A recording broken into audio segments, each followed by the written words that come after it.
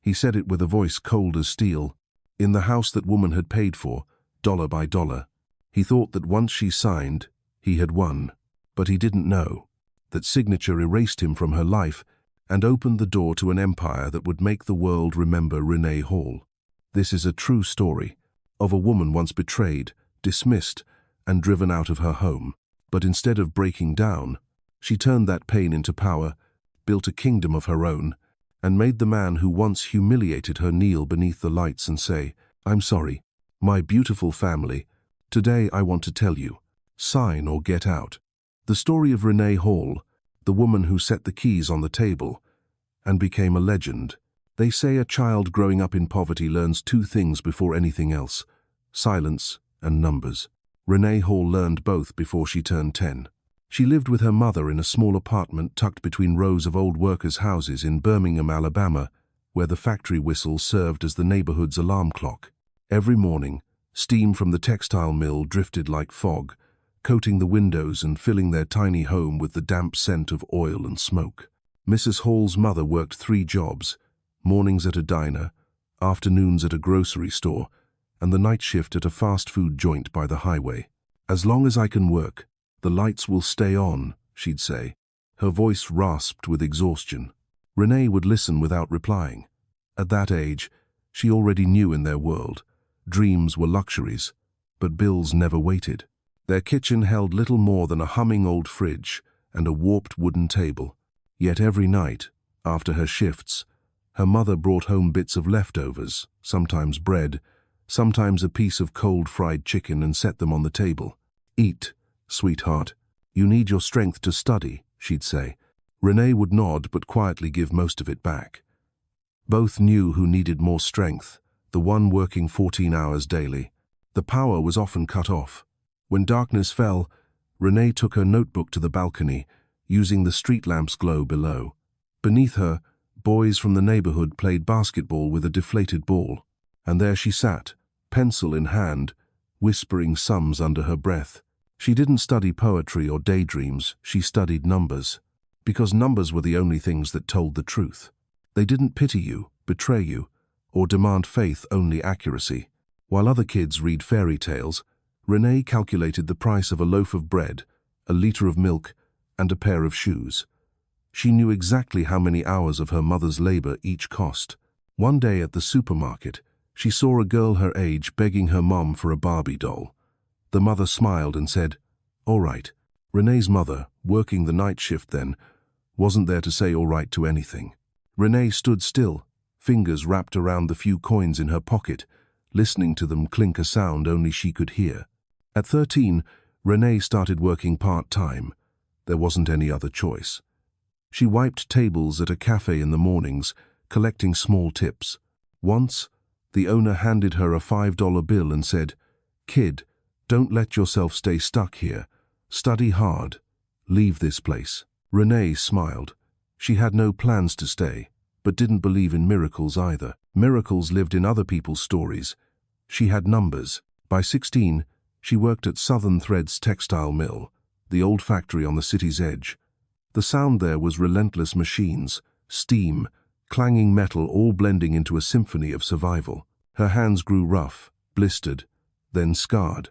Still, she didn't stop. She brought home her paycheck and carefully divided it each week: rent, electricity, and a few bills tucked into a coffee tin hidden in her closet. She didn't trust banks. Banks asked for proof, and she had nothing to prove except her calloused hands. She trusted the growing weight of paper money. Her co-workers used to say, "That Renee girl doesn't know how to have fun." She would smile. They didn't understand. When you grow up with an empty stomach, joy isn't laughter, it's light. Something as simple as the bulb that stays on through a rainy night. As rain drummed on the tin roof one night, Renee sat by the window and calculated. If she saved as planned, she could buy a small house in 6 years. It didn't have to be big, just with real walls, real doors, and a lock from the inside. She wrote on a sheet of paper, "Freedom cost, $74,500. Then she taped it to the wall like an oath.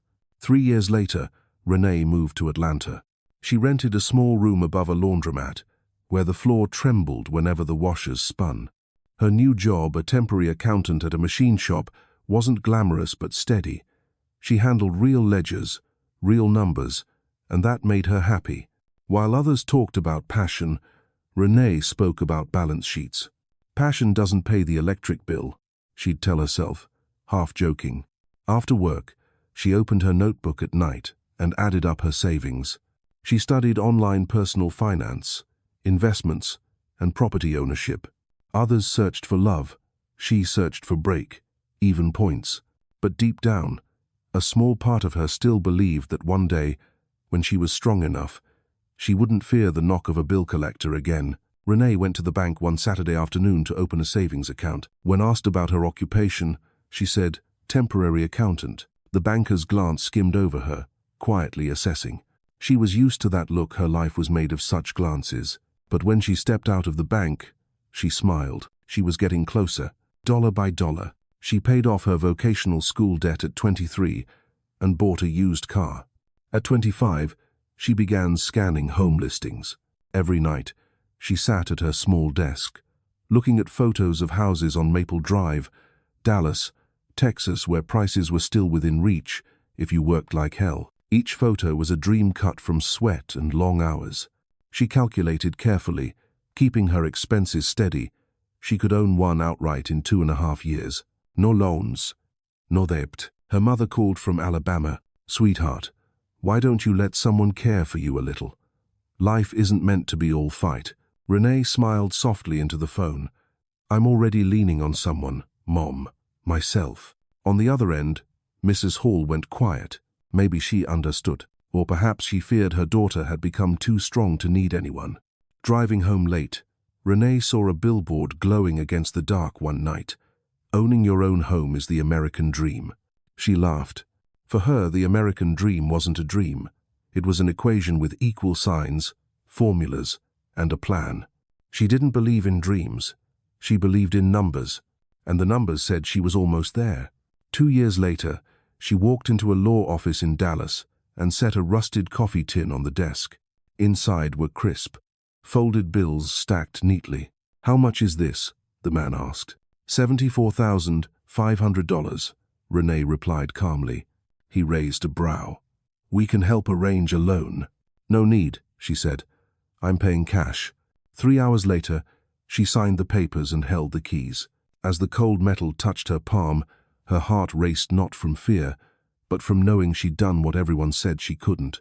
That night, she opened the door to the empty house and walked barefoot through each room. Wind drifted through the windows, carrying the scent of dirt and dust. On the bare floor, she sat down, looked up at the ceiling, and began to cry, not the tears of pain, but for the first time, tears that tasted like freedom. In the stillness of that house, only her heartbeat and the soft wind outside could be heard. She whispered to herself, "From now on, every brick, every door is mine. No one can take it away." She didn't know that this place would become the battlefield of her life years later. But that night, Renee Hall was just a young woman sitting in her first home, holding a dream just enough to believe that even in a ruthless world, you could still rebuild it, $1 at a time. On her first morning in the new house, Renee woke to soft golden sunlight spilling through the bare window frame. The house was still empty, just a mattress in the middle of the living room and a few cardboard boxes, but it felt full of the quiet breath of freedom. No more city bus noise from her old Atlanta street. No footsteps from neighbors overhead. Here, there was only wind and sparrows. The simplicity of it made her want to cry. Renee stepped onto the porch. The scent of old wood mixed with the sweetness of the maple trees outside, a strangely familiar smell. Maple Drive was peaceful. Houses lined up neat rows, lawns still wet with dew. In the distance, a neighbor watering his plants lifted a hand in greeting. "Good morning," he called. "Good morning," Renee answered, her voice unsteady, as if being greeted without pity for the first time. Back inside, she opened her old coffee tin and pulled out the few bills she had left. Not much, but enough for a small dining table, a curtain, and cheap dishes. She recorded every purchase in her notebook. Same habit, precise and careful, not a line missing. That evening, she ate alone on the floor, the ceiling light shining on a simple plate of eggs and toast. But for the first time, she felt that peace had a flavor. After dinner, she didn't wash the dishes right away. She lay on the floor, hands behind her head, staring at the ceiling. Outside, light rain tapped softly against the newly repaired roof. No one was calling her to a night shift. No bills due, no shouting. Just her and her own home. To Renee, that was the rarest luxury in the world. In the following days, she settled into her new life. Mornings at a small accounting firm in Dallas. Evenings fixing the house. She painted walls, replaced tiles, and learned plumbing from YouTube. Her hands, already rough from years of work, gathered paint and minor cuts, but she didn't mind. Each mark was proof that this home was truly hers. Her next-door neighbor, Mrs. Janet Miller, a widowed older woman, often came by when she saw Renee struggling. "Sweetheart, don't lift that cabinet by yourself. You'll hurt your back," she'd warn with a kind smile. "It's all right. I'm used to it," Renee would answer, wiping sweat from her brow. Mrs. Miller would bring cookies and tell stories about the neighborhood, about her late husband who once planted the maple trees out front. Renee listened, her heart warming. For the first time in years, she felt she belonged somewhere. She drove to Home Depot each weekend, picking up small things, a floor lamp, picture frames, a fake flower vase. She never bought much, but each item she brought home was placed with care, as if it carried significant meaning. She stood and stared for a long while after she hung the first frame. It held no photograph, just a cheap print of a New York street in autumn. But to her, it symbolized something larger, the power to choose. A few months later, the house looked entirely different. Pale cream walls, white curtains, the scent of morning coffee in the kitchen. Renee started a new habit, which she called her Freedom Journal. Each day, she wrote down 3 things she was grateful for. The house is debt-free. Breakfast smells like coffee. I still have faith. She took some pictures and sent them to her mother in Alabama. Her mother cried on the phone, able to say only one sentence: "You've done what I never even dared to dream." They both fell silent for a long moment. Then Mrs. Hall spoke again, her voice trembling. "But don't forget to live, sweetheart. Don't let freedom become another burden." Renee smiled. "I'm just learning how to live, Mom." For the first time, after hanging up, she stood in the kitchen, fingertips brushing the wall. It was warm, not from the afternoon sun, but from every day she had endured to touch this feeling finally.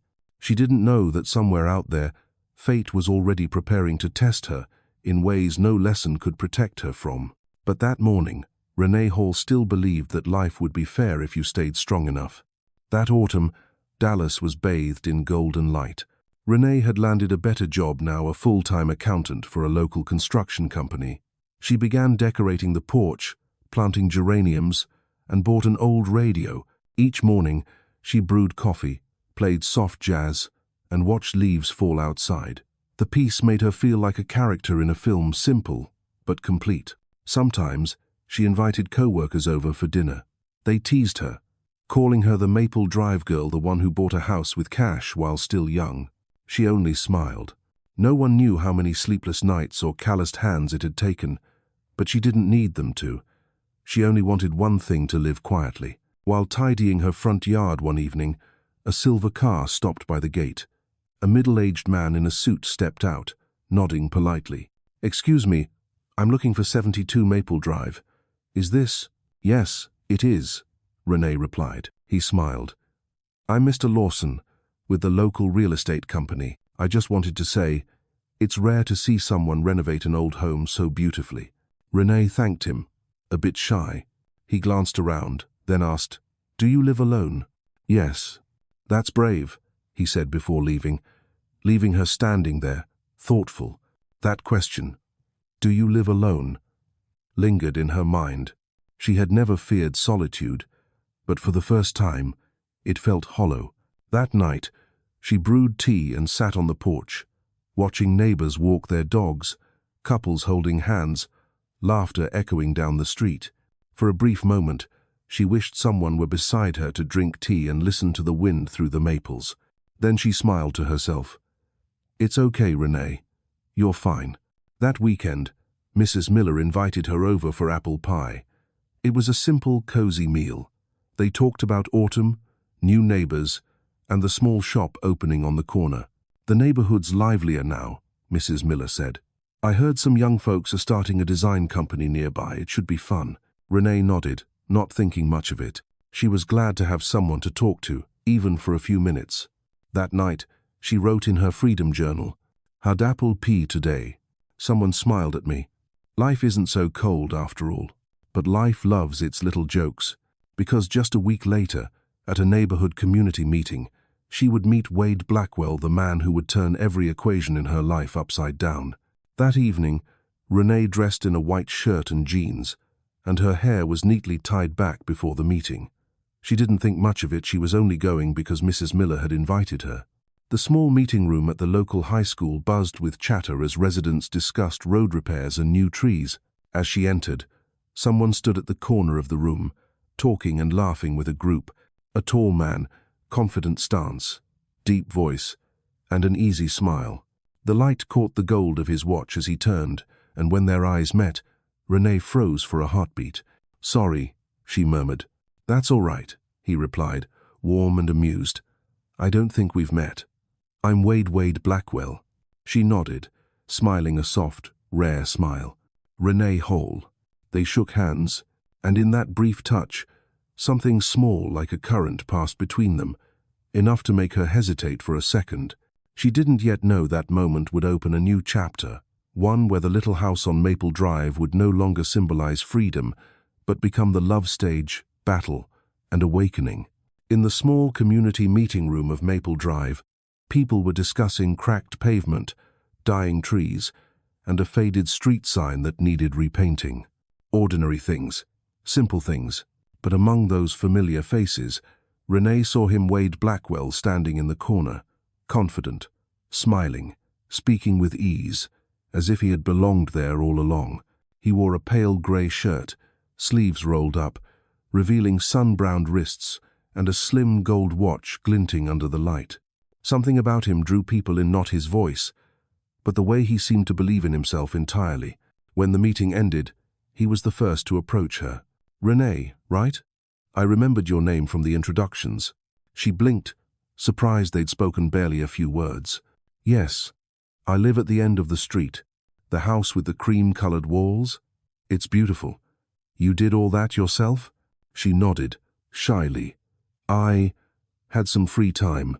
"Well, if that's what you do with free time, I'm impressed." He smiled, not too warmly, not too distant, just enough to make her feel seen. They chatted briefly about the neighborhood, the trees, and how merciless the Dallas sun could be. Before leaving, Wade said, "There's a cafe on Elm Street, best cappuccino in town. If you're free, I'd love to buy you one." Renee hesitated. It had been a long time since she'd accepted an invitation like that, but there was something steady and genuine in his gaze that didn't make her feel pressured. "All right," she said. "Saturday morning." He smiled, nodding. "I'll see you there." That morning, she chose the simplest blue dress in her closet and a touch of pale lipstick. She didn't think of it as a date. She just wanted to feel a little more alive. The cafe on the corner smelled of freshly roasted beans. Wade was already there, composed and calm, reading the Wall Street Journal. "You made it," he said, pulling out her chair. "You're early," she teased. "I'm always early," he replied. "Occupational habit." They talked about work. He told her he ran a small investment consulting firm. His voice carried quiet confidence, the kind that made people trust him.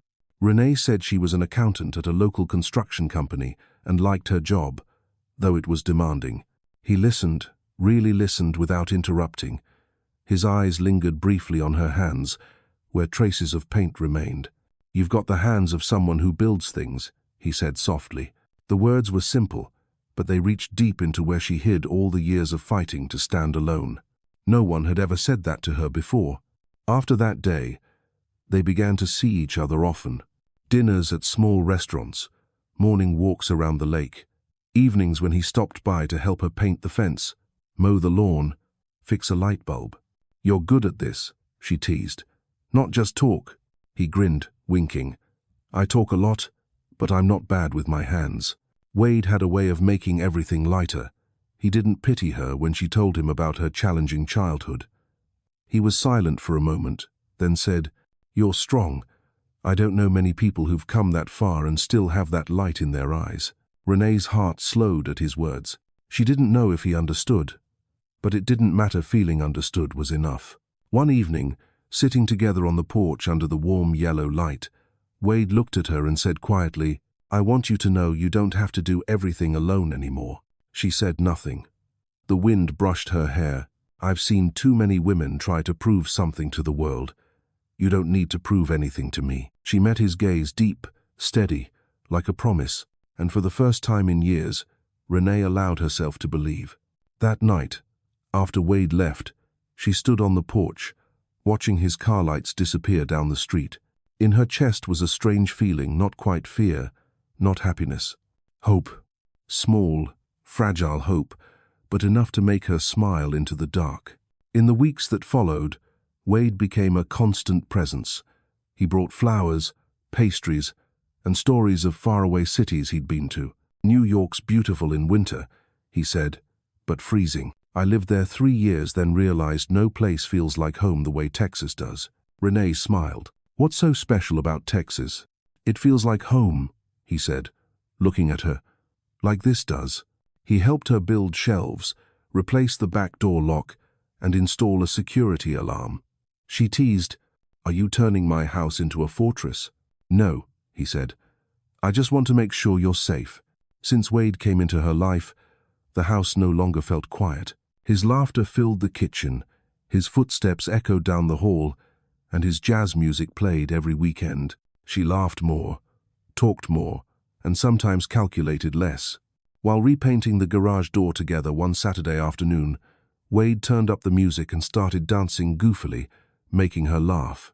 "I didn't think you could dance," she said. "I don't know much," he chuckled, "but I know how to make someone smile." He touched her shoulder lightly. It was a small moment, but complete. She didn't pull away from someone's touch for the first time in a long while. Their relationship grew quickly, but naturally. After a few months, Wade was there almost every night. He fixed the washing machine, brought groceries, and sometimes cooked breakfast. "How do you like your eggs?" he asked one morning, voice still rough with sleep. "I don't know," she laughed. "I usually just eat on the go." "Then now you eat slowly," he said, setting the plate down. "I've got time." She wasn't used to being cared for. Every time he touched her hand, her heart still hesitated. But he was patient, gentle, never pushing. She began to believe maybe this was what people meant by ordinary happiness. Then one June night, under a sky full of stars, Wade knelt on the porch with a small ring in his hand. "I can't promise a perfect world," he said, "but I promise to walk through it with you." Renee's throat tightened. No one had ever said anything like that to her. She nodded, tears spilling, as he slid the ring onto her finger. The wedding was small. 3 months later, a few friends, Mrs. Miller as a witness. Renee wore a simple white dress, Wade a grey suit. They stood in the garden beneath the maple trees, exchanging vows. When she said "I do," she believed her life had finally found peace. After the guests left, Wade stood in the living room, looking around, smiling. "Beautiful," he said.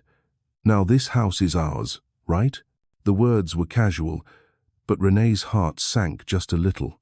"Yes, ours," she said, forcing a smile.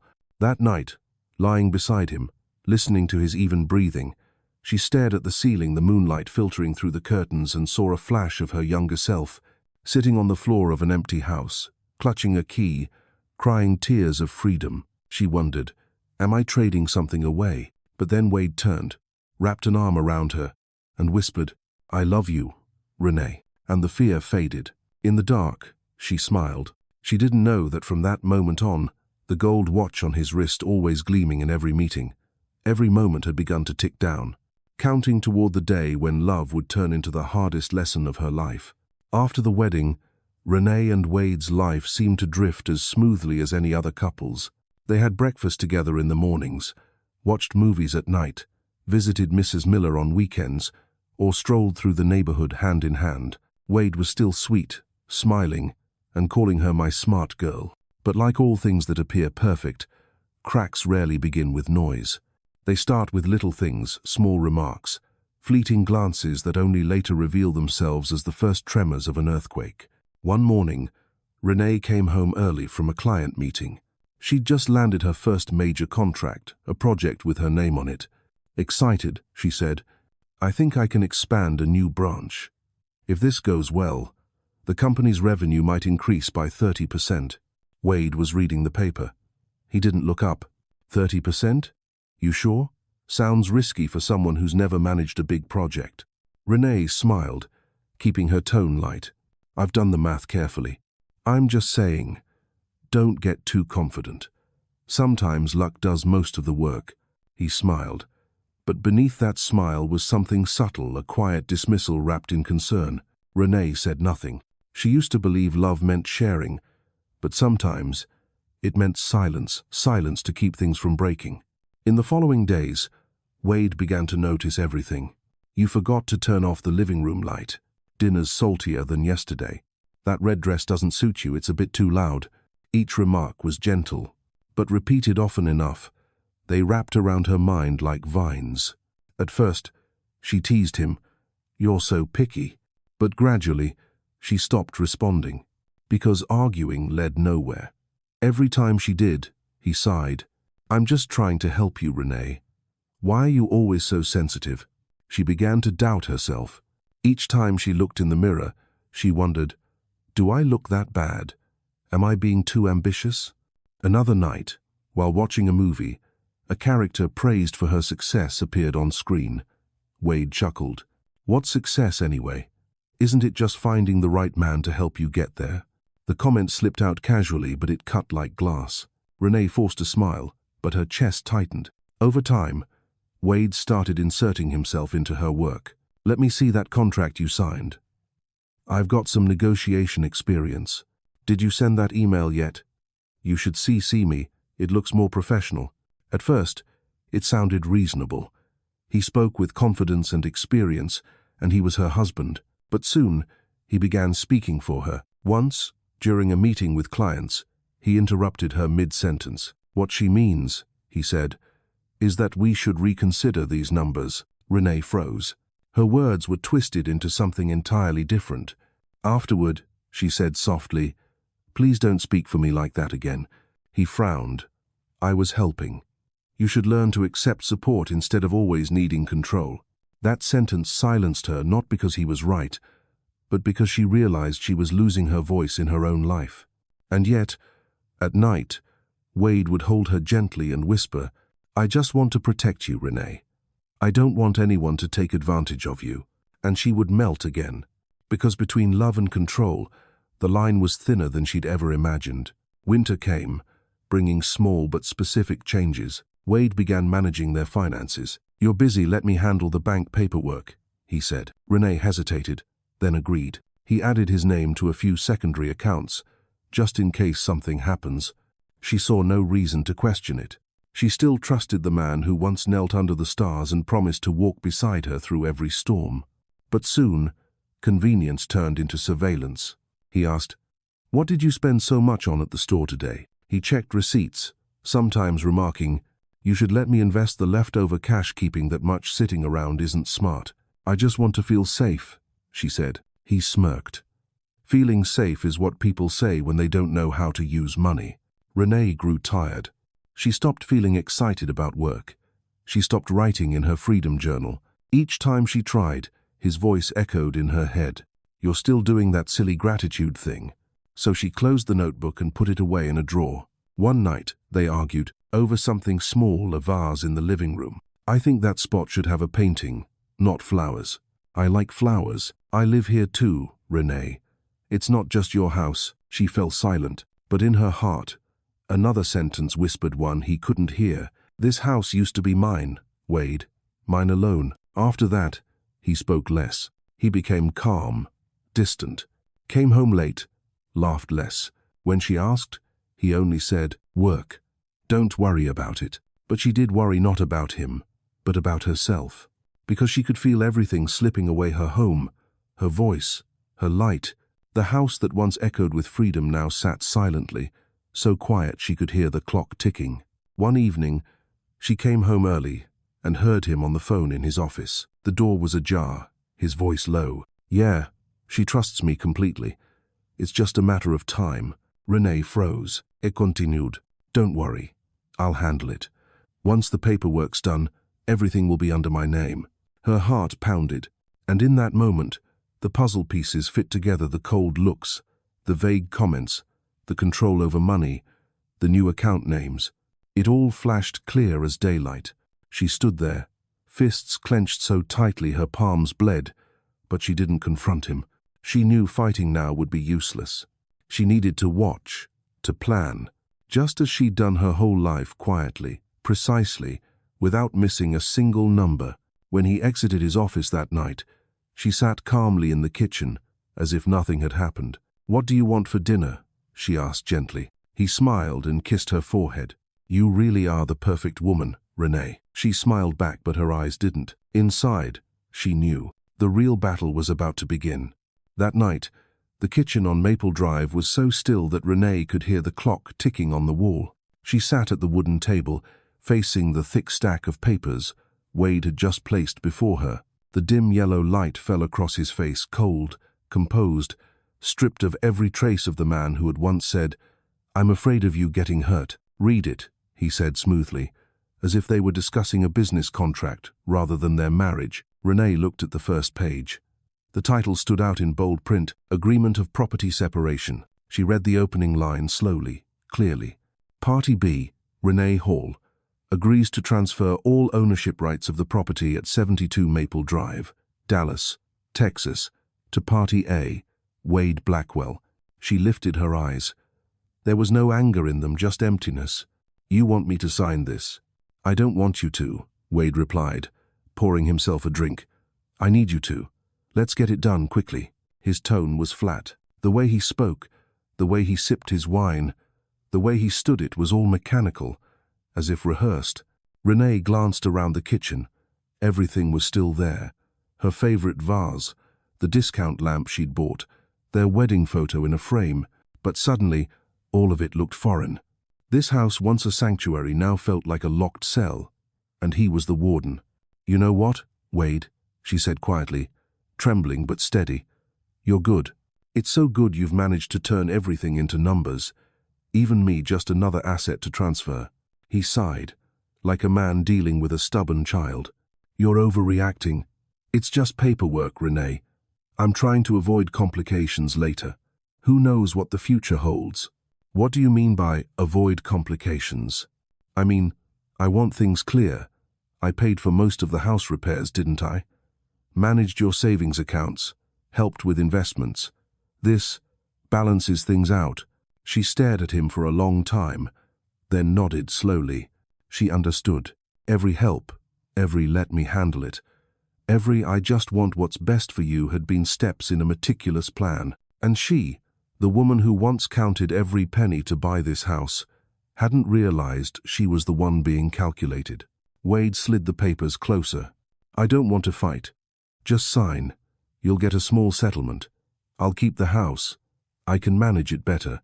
That phrase, "I can manage it better," made her smile faintly, wearily, like someone waking from a long fever dream. "You really are good at managing, Wade. Even me." He didn't respond. Renee looked at the papers, then at the pen. The silence between them was heavy and dense, letting her hear her heartbeat against the walls. In that moment, the memories came rushing back. Mornings at the breakfast table, gentle words, the proposal beneath the stars. "It is now dust on the cover of a script already written." She asked quietly, "And if I don't sign?" Wade's eyes met hers, cold, metallic. "Then you leave this house. Tonight. No shouting, no tears. Just a sentence sharp enough to kill what was left of love." Renee was silent for a long while. Then she asked softly, "Do you want some wine?" "No. I just needed to know who to pour the last glass for." She stood, took a bottle from the cabinet, poured 2 glasses, and set one before him. "I thought you'd at least drink with me before killing what we used to call us." He didn't touch the glass. "Don't be dramatic, Renee. It's just paperwork." She sat back down, took a sip, and picked up the pen. The light caught the gold of her wedding ring, the one he'd placed on her finger with the promise, "I'll walk through every storm with you." She looked at it for a long moment, slipped it off, and laid it gently on the paper. The pen slid across the page. The sound was soft like fabric being torn. Renee signed. One name. Neat. Final. Done. Wade exhaled, relieved. He pulled the papers toward him without looking up. "Thanks," he said. "I think we'll both feel better this way." She didn't reply. Instead, she stood, walked to the small table by the door, and picked up the keys. The house was silent except for the wind pressing through the cracks in the door. She felt the cold metal bite into her palm, then stepped back to the table and placed the keys beside the signed papers. "This is your part," she said. Her voice was calm, eerily calm, even to herself. "You can keep the house, the papers, the lies. I'll keep the only thing you can't take, my freedom." Then she turned and walked away. No slammed doors, no tears, just the steady sound of her heels on the floor, fading, fading. When Renee left the house, dawn hadn't yet broken. The February wind cut against her skin, but she kept walking. The small suitcase in her hand felt strangely light, as if, after all these years, she had finally set down the heaviest thing she'd ever carried. She didn't know where she was going, but she knew this much. Freedom isn't loud. It doesn't need witnesses or slogans. It's when you step out the door and realize you don't need anyone's permission. She rented a tiny apartment in Austin, 3 hours from Dallas. On her first day there, she slept for 16 hours straight. When she woke, she sat up, unlocked her phone, and deleted every photo of Wade. Not out of hate, but because she no longer needed proof of the lesson. The next day, she got a call from Patricia Vance, an old lawyer friend. "I heard," Patricia said. "Are you all right?" "No," Renee replied softly. "I've never seen things this clearly. Do you want me to review the documents he made you sign?" Renee paused, then smiled. "No need. Let him think he won." Patricia said nothing more. Wise women know that some battles aren't fought because victory lies in how you walk away. 3 days later, Wade sat in his lawyer's office, Thornton Webb, looking relaxed, coffee in hand, smiling. "It's done," he said. "She signed everything." Thornton flipped through the file, frowning, then froze. "Jesus, Wade, what the hell did you do?" "What do you mean? This isn't a transfer to you, it's a legal declaration that you've forfeited all ownership." Wade's smile vanished. He snatched the papers. "That's impossible." But the text was clear. Party A, Wade Blackwell, agrees to transfer full ownership of the property at 72 Maple Drive to Party B, Renee Hall. His face went pale. "No," she signed. Thornton cut him off. "You printed the wrong draft, Wade. This was the revised version. You signed as a witness, and she signed as confirmation. The house is hers. Completely." The room went silent. The clock ticked on the wall, counting the slow collapse of a man who'd just lost everything. "Call her," Wade demanded, voice shaking. "No answer," the assistant said. Miss Hall withdrew all her funds, closed her accounts, and changed her address. Thornton tossed his pen down, shaking his head. "You just got schooled by an accountant, my friend." Wade sank into his chair, hands gripping his hair. In his mind, he saw her that night, her calm eyes, her thin smile, the keys placed quietly on the wooden table. And he understood. She had known all along. She had known, and she'd walked away at the exact moment that would leave him with nothing, without a single scream, without revenge. That evening, Wade returned to an empty house. No one is waiting. The wedding photo was gone, the vase, the notebook, the small lamp, everything gone. All that remained on the kitchen table was a single handwritten note. In her slanted script, "You told me to sign and leave. I did both." Wade sank into a chair. The house that once echoed with laughter now held only the sound of a man's defeated sighs. And in Austin, Renee stepped onto her porch to watch the first sunrise of her new life. The sky was clear, the sunlight brushing gently through her hair. She closed her eyes, drew a deep breath, and whispered, "Freedom sometimes only takes one signature." Wade Blackwell woke the next morning wearing a smug smile. Sunlight poured through the window, glinting off the mirror above the bed, and the reflection that stared back was of a man convinced he'd just won it all. She's gone, he thought. The house, everything, it was his. He brewed coffee, put on soft jazz, and sat at the same wooden table Renee had signed the night before. The keys were still there, gleaming in the light, like proof of his new dominion. He told himself, in the end, the smart one always wins. Then the phone rang. It was Thornton Webb, his lawyer. Wade answered, voice full of confidence. Thornton, calling to congratulate me. The voice on the other end was sharp, panicked. Wade, where are you? At the house? Don't touch anything. I'm coming right now. What? What are you talking about? Don't move any papers. Don't call anyone. I mean it. Wade frowned but wasn't worried. Probably some legal technicality, he thought. He shrugged, opened his laptop, and logged into his bank account. The screen blinked. Access denied. Account frozen. He tried again, same message. Then another notification appeared. The account was temporarily locked pending verification of legal ownership. His chest tightened. He checked a second account. Also frozen. Credit cards invalid. Investment firm no access.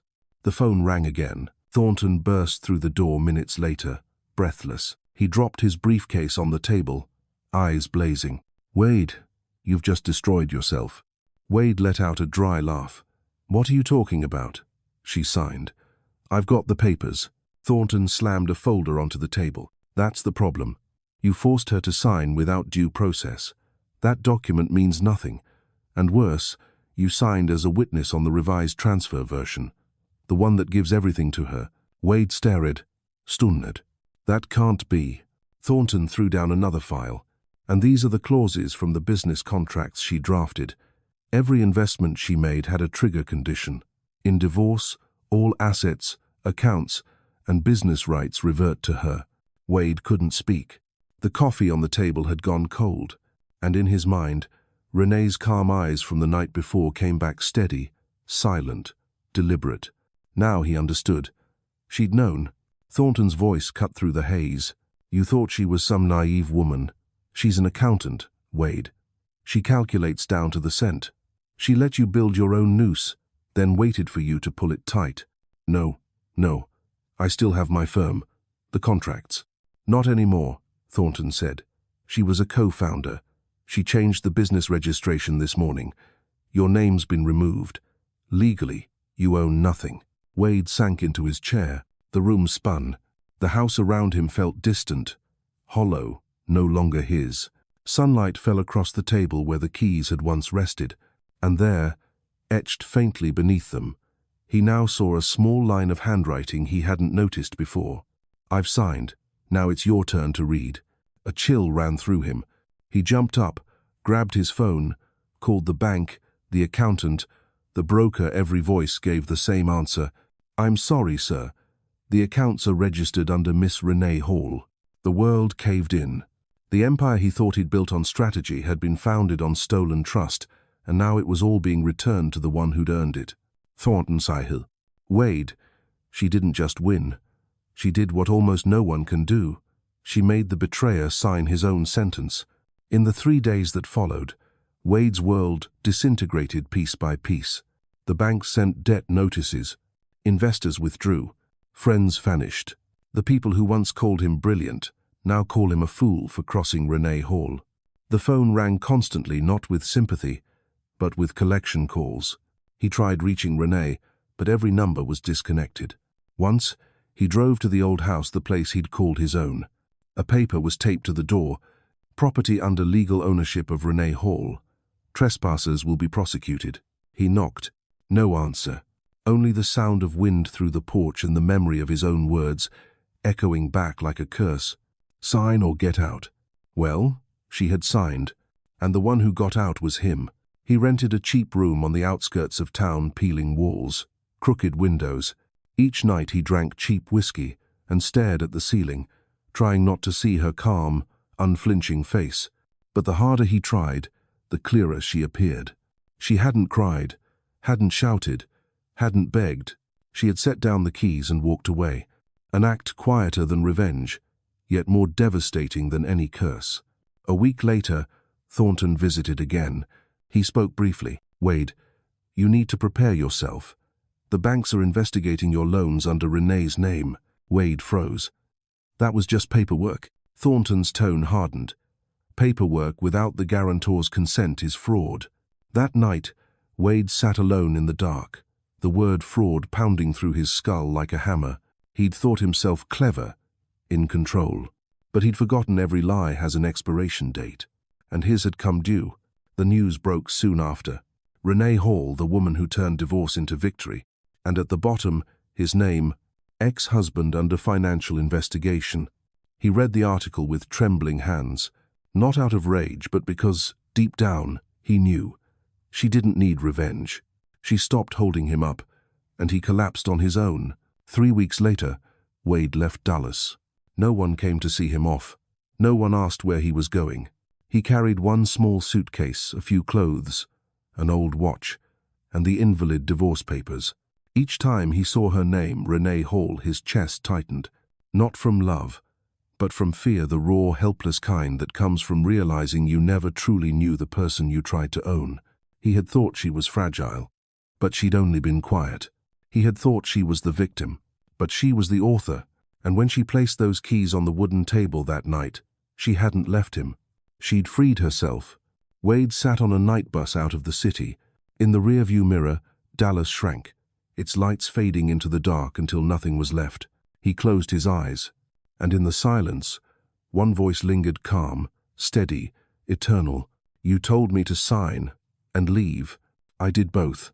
March mornings in Austin had a particular kind of light, not bright, not harsh, but gentle and clear, as if the sky was learning to be soft again after a long storm. Renee sat by the window of her small rented room on the second floor of an old brick building, a cheap coffee machine humming beside her. Outside, people hurried past, all rushing somewhere and busy being alive. She, meanwhile, was learning how to exist without fighting for it. 3 weeks had passed since the night she set the keys down on the wooden table. No messages, no calls, no apologies. The silence, which she once feared most, had become a gift. She slept soundly, ate well, and for the first time in years, she didn't need anyone's permission to be at peace. She sat at her desk, opened her old laptop, and scrolled through the work plans Wade had once dismissed. Files, spreadsheets, blueprints, all created by her hands. Every number, every idea. She smiled faintly. He said, "I'd never accomplish anything without him. Let's see." Renee started making calls. Not to lawyers, not to family, but to women she'd met along the way, women who had told her about being controlled, silenced, made to believe they were powerless. One by one, she called them. "This is Renee. I'm starting a small project to help women gain financial independence. If you'd like to join, let's build it together." Most were surprised at first, but slowly, one by one, they said yes. They met in a little cafe, sharing old, half-forgotten dreams. One knew sewing, another knew accounting. One had studied law, another once worked at a bank. Renee looked at them, women the world had dismissed, and saw what she once carried in their eyes, a small, unyielding flame. She placed her hands on the table and spoke, her voice steady. "If we've ever been called weak, let's turn that weakness into strength. No one's coming to save us. We build our own sky." And so they began. Their first task was to create a small scholarship fund for women recovering from financial abuse. Renee put in her own money, not much, but enough to start. She knew that when a seed is planted in the right soil, it will find its way to grow. On the first day the fund was announced, they received 147 emails, not asking for money but filled with gratitude. Messages from women all over the country. "I don't know who you are, but your story made me stand up again. You didn't just save yourself, you're saving women like me." Renee read every word, her eyes blurring not from pity, but from the profound clarity of realizing that all her pain had a purpose. That night, she wrote in her notebook, "I've survived. Now it's time to help others live again." She named her new organization the Renee Hall Foundation, not out of pride, but as a reminder that every foundation begins with one woman who decides to know her worth. The foundation opened its first small office in downtown Austin 3 months later. It was on the third floor of a worn building, beige walls, second-hand desks, and a wooden sign made from reclaimed timber, helping women build themselves again. Their first program was a course teaching basic financial literacy to women who had lost control of their finances in marriage. Renee stood at a whiteboard, marker in hand, and said softly but firmly, "Money isn't power, money is safety, and whoever holds safety holds freedom." Heads nodded, some eyes glistened with tears. She told her story, not naming Wade, not speaking of revenge, only the journey of a woman who once believed she was small, until she learned that small doesn't mean weak. The news spread quickly. A local newspaper ran the headline, "Austin Woman, Teaching Women How to Keep Their Names in Their Lives." Soon, a television program invited her for an interview. Renee appeared in a simple white blouse, her expression calm, her voice low and steady. The host asked, "What made you start this organization?" She smiled, "Because I used to think love meant dissolving into someone else. But real love means growing together, not disappearing. I want to teach women to keep themselves in love and life." The interview went viral. People began calling her the woman who rebuilt the sky. Because she hadn't just rebuilt her life, she'd rebuilt faith for thousands of others. On weekends, she hosted small gatherings in the park circles of women sharing old wounds, old stories. Renee listened without judgment, nodding gently before saying, "Every time you tell it, the wound shrinks a little, and when it's small enough, you'll have room for happiness to enter." To them, she was no longer a woman betrayed. She was the strongest survivor they'd ever met. She didn't preach or proclaim, she told the truth in a way that made others believe they could rise too. One night, locking up the office, Renee looked up at the wooden sign glowing under the streetlight. She smiled. She knew there would still be long roads, lonely nights, and memories that knocked at the door. But now, the past had no power over her. She whispered to herself, "I didn't win against anyone. I just stopped losing to myself." A soft breeze passed, carrying the scent of fresh wood, the scent of beginnings. On the desk inside, beneath the warm lamplight, sat the old key, the key to the house in Dallas, framed in glass. Not as a relic of pain, but as a reminder. Every freedom has its price, and she had paid hers in full. That November, the Renee Hall Foundation turned 2. The anniversary gala was held at the Grand Heights Hotel in the heart of Manhattan. A building glimmered like crystal chandeliers, scattering light across marble floors like falling stars. Dressed in a simple black gown, Renee Hall entered the Grand Hall alongside Patricia Vance, her trusted lawyer and closest friend from Houston. The press swarmed, camera flashes flickering like constellations. Her name, the woman who turned pain into power, was spoken on stage with reverence and awe. "She showed us," the host said, "that failure isn't an ending. It's the first chapter of a new story, the story of reclaiming your own fate." Renee smiled, gracious and composed, though inside she felt only stillness, a vast, calm sea. She hadn't come to be celebrated. She came for the women sitting in the audience, women who once trembled under control, who once believed they were nothing. Now they sat tall, radiant in evening gowns, their laughter steady, their eyes alive. When the music softened, Renee was invited to speak. She stepped onto the stage, light catching the calm strength of her face. "Thank you," she began, voice low but clear. "No one in this room is a victim. We are witnesses, witnesses to the power of choice. The choice to keep living, believing, and loving. Even after we've been broken." The hall fell silent. People looked at her like she was a light they'd been walking toward. Renee paused, her gaze finding the first row where several women her foundation had helped sat with shining eyes.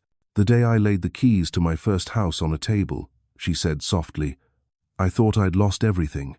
But sometimes, to truly live, we must let go of what was never meant for us." Applause erupted, warm and thunderous. Renee bowed her head with a quiet smile, but as she stepped off the stage, her breath caught. A familiar figure stood at the far end of the hall, half-shadowed beneath the golden light. A grey suit, thinner frame, hair flecked with silver. Wade Blackwell. He didn't move forward, didn't wave. He only watched her, the look of a man who once thought he owned the world, now holding nothing. And for a moment, every sound in the room disappeared. She could hear only her heartbeat. Patricia touched her shoulder. Renee, you don't have to. She shook her head. It's all right. I'm fine. Renee walked toward him, slowly, deliberately. People turned, whispering. The golden light fell over them, shining like dawn, the other fading like twilight. Wade, she said softly. He pressed his lips together, voice rough. You look different. Different? Yeah, like you belong to the light. She smiled faintly. And you? He said nothing. They stood there, 2 chapters of the same book, face to face. No hatred, no love. Only 2 people had once crossed paths and left footprints simultaneously. Later that night, Renee stepped out onto the balcony, away from the noise and champagne laughter. Below, New York glittered car horns echoing in the cold, metallic air of late autumn. She leaned on the railing, breathing deeply, letting the quiet settle. Footsteps behind her. Wade, you're not going back inside? She asked, eyes still on the skyline. I don't belong to that light, he said, weary. I just wanted to see you, one last time. She turned. The city lights caught the hollowness of his face, older, thinner, gentler in defeat. You know, Wade, she said, I once thought you were my dream. Turns out, you were just the storm that woke me up. He bowed his head, exhaling. I know, and I'm sorry. Renee said nothing. The apology came too late, yet it wasn't meaningless, because, for the first time, he wasn't trying to manipulate her. He was acknowledging what he'd done. I've lost everything, he went on. The company, the house, the money, all gone. I hated you for a long time, but now I understand you didn't leave to win. You left to save yourself. Renee's gaze softened. No one's born knowing how to love right, Wade, but everyone has the right to learn again. His eyes glistened. Can you forgive me? She smiled, faintly. Forgiveness isn't about letting someone else rest easy. It's about letting yourself find peace. He fell silent. They stood there, 2 people who had once loved, once hurt, now bound only by the quiet respect that comes after the storm. After a long pause, Renee turned toward the door. Before leaving, she said, voice as gentle as the wind, I hope you find a place to begin again. Wade didn't answer. He watched as she disappeared inside, then looked down at the city below. In the reflection of the glass, he saw himself small, lost, and knew that light never returns to those who only tried to possess it. Inside, Renee rejoined the crowd. The women she'd once helped rose to applaud her. She smiled, lifting her glass. Tonight, she said, her voice clear, we're not just celebrating this foundation. We're celebrating ourselves, the ones who dared to be reborn. Music swelled soft, luminous.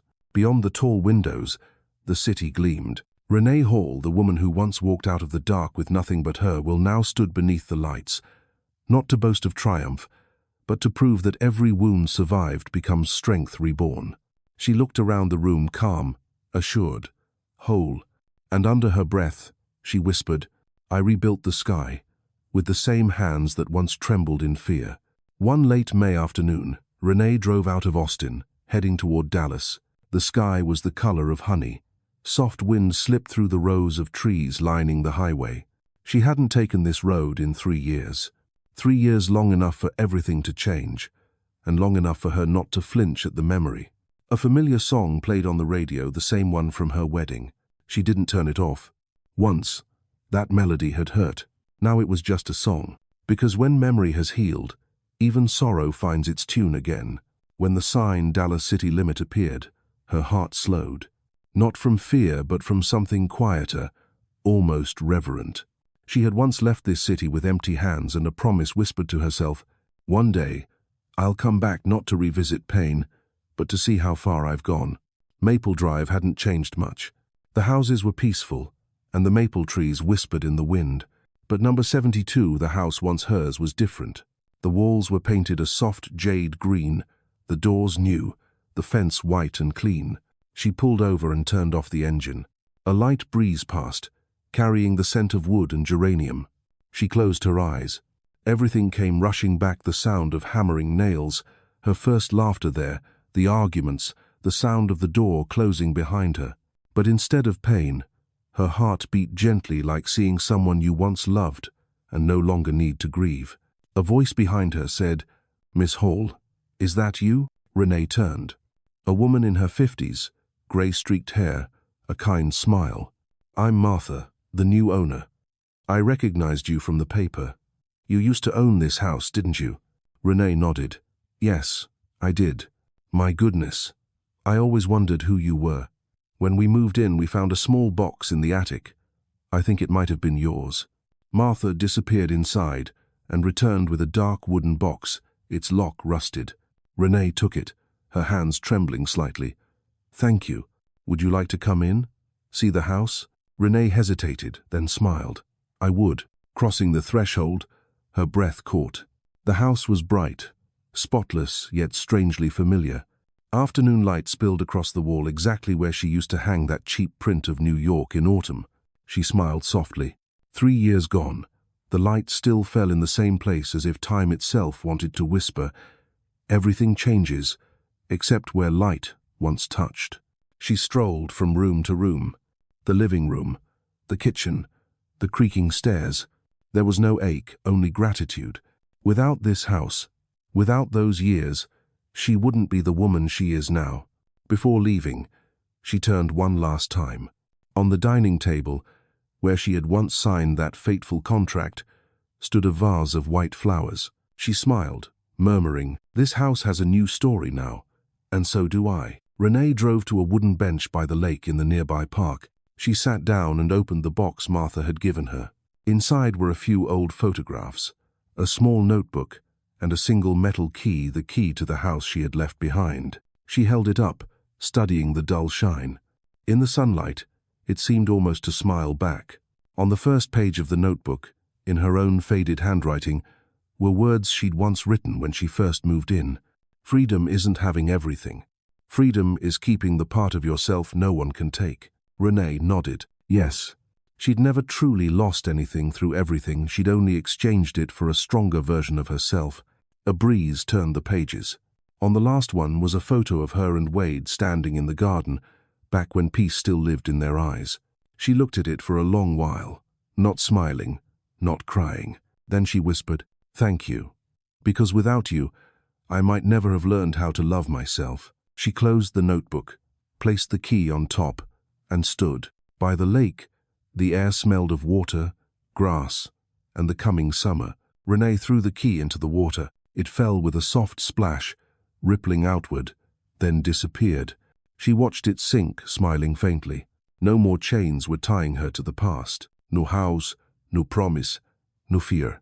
Only her, a woman standing steady in the wide world, with the wind threading through her hair. That night, back in Austin, she unlocked her foundation's office. The soft light glowed over the wooden sign, helping women build themselves again. She sat at her desk, opened her journal, and wrote, "Today, I return to where it all began, and I realized I'm no longer the woman who lived there. I've become the sky I once searched for." She closed the notebook, turned off the lights, and stepped outside. The wind moved through the trees, whispering like the voices of the women she'd helped. Renee looked up. The moonlight shimmered through the branches, reflecting in her eyes. A smile, small, quiet, but carrying an entire life. 3 years after that gala night, the name Renee Hall had become a symbol. The papers called her the woman who rebuilt the sky from ashes. But to Renee, all those titles were only echoes. What truly mattered was that when she opened her eyes each morning, she knew she was living a life no longer ruled by fear. That morning, she woke before dawn. Pouring herself a cup of coffee, she stepped out onto the balcony. Before her, a pale violet sky slowly brightened at the horizon, the sun rising slowly, proudly, and certain. The wind whispered, carrying the sound of birds calling the day awake. She closed her eyes, drew a deep breath, and murmured to herself, "This is freedom, not loneliness, but the quiet peace of no longer needing to prove anything." Her new home sat on a small hill outside Austin, surrounded by wildflowers, winding dirt paths, and, in the distance, the shimmer of the Colorado River. On the wooden porch hung a sign carved by hand, Hall Haven, a sanctuary not just for her, but for every woman who came seeking to relearn how to breathe, to stand, to trust. Renee opened her notebook and wrote, "When we survive pain, we don't just save ourselves. We become the map for those who come after. Below the hill, a few young women, new residents at the center, were watering the garden, their laughter rising with the morning light. Renee smiled, the kind of smile only someone who has walked through storms can carry, grateful for the thunder and the Sunday. Patricia appeared, phone in hand. "Renee, CNN just called. They want to feature you on women who rebuilt the world." Renee chuckled softly. "Tell them I didn't rebuild the world. I just rebuilt myself." Patricia laughed. "Sometimes, doing that is what changes the world." They shared a quiet glance. The breeze moved through the open doorlight as a thank you whispered by souls that had once been broken. That evening, Renee wrote her final letter to the foundation, a message that would one day hang framed on the walls of hundreds of centers bearing her name. It wasn't addressed to anyone, but to everyone who had ever felt trapped in the dark. To the one reading this, I am not a miracle. I prove that life can still grow from ruins like grass after rain. I have been poor, belittled, and treated as a guest in my own home. I have signed papers with trembling hands, thinking it was the end. But I learned this. Every door that closes is not fate punishing you. It is fate protecting you from what was never meant for you. If today you feel lost, believe this: beyond the darkness, the dawn is preparing. And one day, you will wake in the light of your own making. When that day comes, don't forget to turn back and guide the one still walking behind you. Because light only becomes light when it's shared. Renee Hall, the woman who learned how to love life again. She sealed the envelope and walked out onto the porch, where the sunset faded into violet dusk. In the distance, flocks of birds flew westward toward the setting sun, readying themselves for a new day. Renee smiled, whispering, "Thank you for the seasons that passed, for the pain, the lessons, and the hands that once let go." She turned and stepped back inside. The last light of day streamed through the doorway, glinting off her hair like a quiet halo. One chapter closed soft as a breath, and another began for the women who would rise from their own ashes. My beautiful family. Renee Hall was no longer just a name. She had become a symbol of rebirth, grace, and the quiet power that blooms after loss. Everyone who hears her story, at some point in their life, sees themselves in her. In the girl who once trusted too much, lost everything, and one day realized, losing someone isn't the worst thing. Losing yourself is. So if anyone ever tells you, sign or get out, smile. That signature may be the pen stroke that rewrites your life. You don't need revenge. Build a bright life so the ones who left can't look at it without closing their eyes. To everyone in our beautiful family, wherever you are, whatever pain you carry, may you find your own sunrise, beyond freedom.